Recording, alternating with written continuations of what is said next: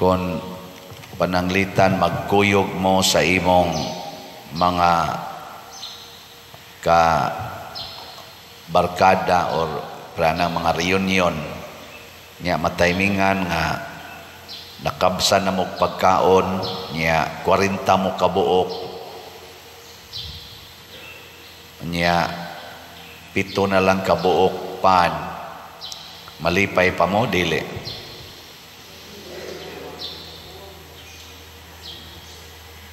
Labaw na gitingalig 400 mo kabuok nya 7 na lang kabuok pan, malipay pa mo nya 40 na ninyong gutuma nya jutay pagyud nga sudan isda nga gagmay nga nang putput, lipay pa mo ana dili? Di na. Samot na gyud 40,000 mo kabuok nya 7 kabuok pan, malipay pa mo dili na?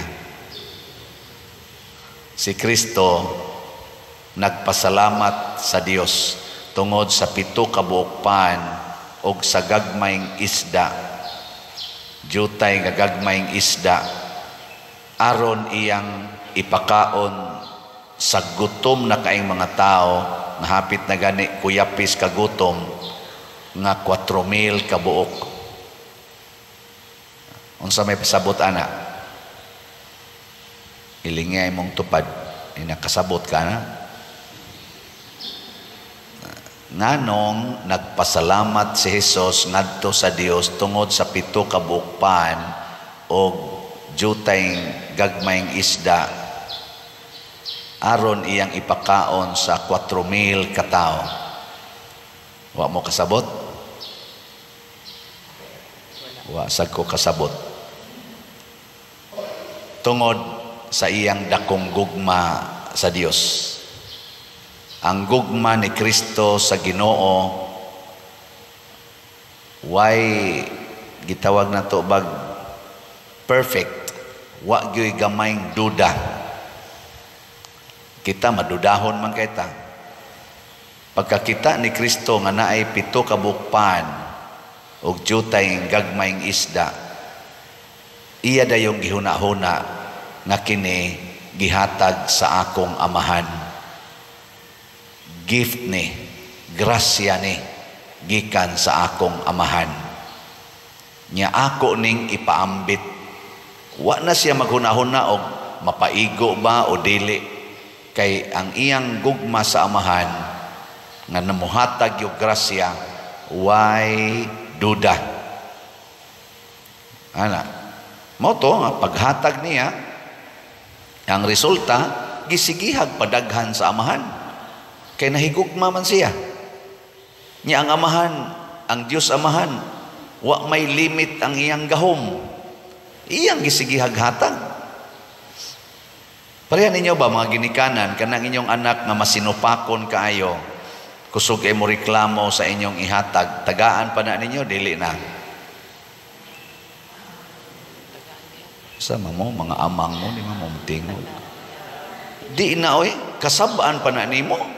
Ika gitagaan na kang buanga ka, magsige pa dyan ka diya kilak-kilak, apakon ko ng naong ni mo ron, mana dyan ka. Masama, di pa naigo.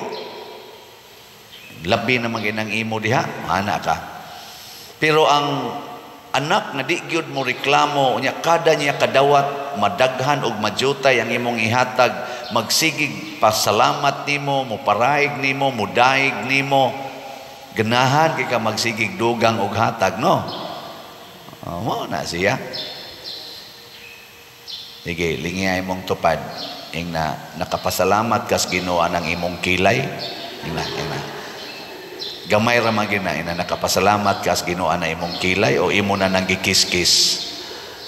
Kita minus kay tagpasalamat. Anang iyon na ba abi kay nipis naman ang kilay, kiskison dayon. Mura lagwa ba? Pero hinatag biyan as Ginoo. Basig dili na ka maka-appreciate ana, basin kuhaan na Ginoong kas imong imong naong. Ang Ginoo di man day ka kapasalamat sa gamay. Mao na si Kristo sa iya sang pagpanudlo ningon sad siya, ang kasaligan sa gamay, kasaligan sad sa dako nga grasya. Mao na pasalamat gyud. Mao na the best or one of the best expressions of love kanang pagkamapasalamaton. Kinsa dinhing asawaha nga magsigig yung pasalamat sa bana, iniguli sa bana sa inyo, taas ang kamot. Ngay usang ni isa na duha na sila. Kinsa ninyo mga asawaha nga magpasalamat sa inyong bana, iniguli nila kaadlawon gikan sa ilang kabit. Taas ang kamot. Wa na. Tanawa. Ingon ana mo kayawanon. Bana raman gyapon na. Grasya man gyapon na. Di ba? Ingka nga tumas kabit pa dir. Ay ang kanang iyang gamay nga oras, gamay nga pagtahod nimo isip asawa nga niuli siya bisag tulo siya kaadlaw dito sa kabit.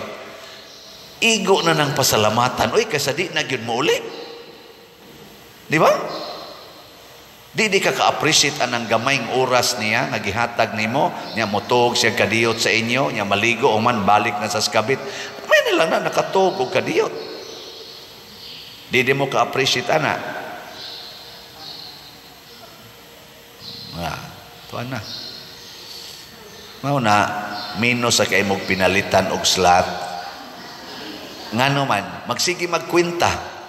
Sige tagpalit og slat, di pa mangita iyuhonong balay, di pa mangita palitonong sakyanan, di pa mangita bera ng utang. Gasig kwenta ana. Pero ang tinud-anay baya, ang pagpalit og slat dinhi sa simbahan, maunay makatabang aron ang imong relasyon sa Ginoo mas mulambo kaysa magsigi kag invest og kwarta layo sa Ginoo, silutan kas Ginoo. Muna nahitabo ni Jeroboam diri sa unang pagbasa. Ing siya ay na mo pangadto sa Jerusalem, usik-usik sa inyong oras dito, adto pa mo muhog, kolekta, adto pa mo dito muhalad sa inyong mga baka. Maghimo na lang ko diri mga baka, mga altar, diri na lang mo.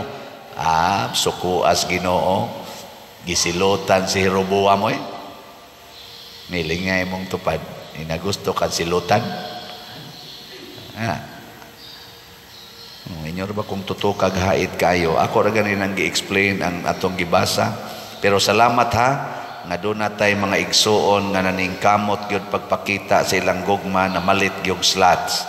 Ang atong special slot nga Healing Joy of Santo Niño HJSN gitiwas man to natog baligya ni sumad naman ni karon ang atong activity na natay halin nga 24,873 ka slots, 127 slots na lang ang nahibilin.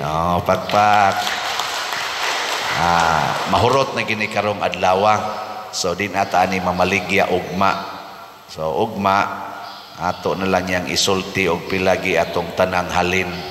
Hurot naman ni karon. Nya ang ato sang 50 slot challenge nakadawat sa tag 203 ka 50 slot challenge sa atong Healing Joy of Santo Niño. Nindota na.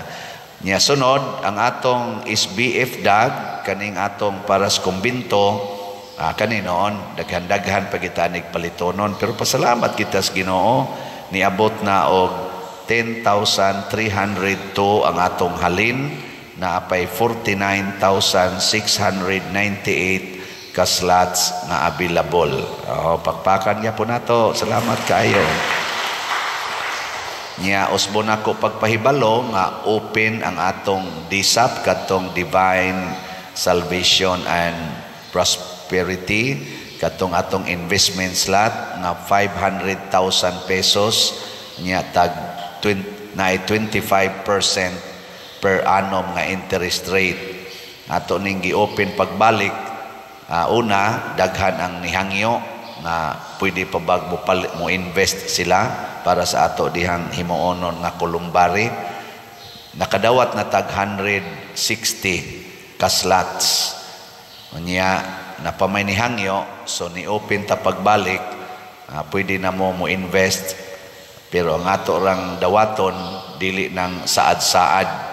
Ang atong dawaton ang inyo yung investment. So nanatay sa pag-open nato nanay usa kaslat nga ni additional og invest. Pakpakan po nato. Salamat kayo.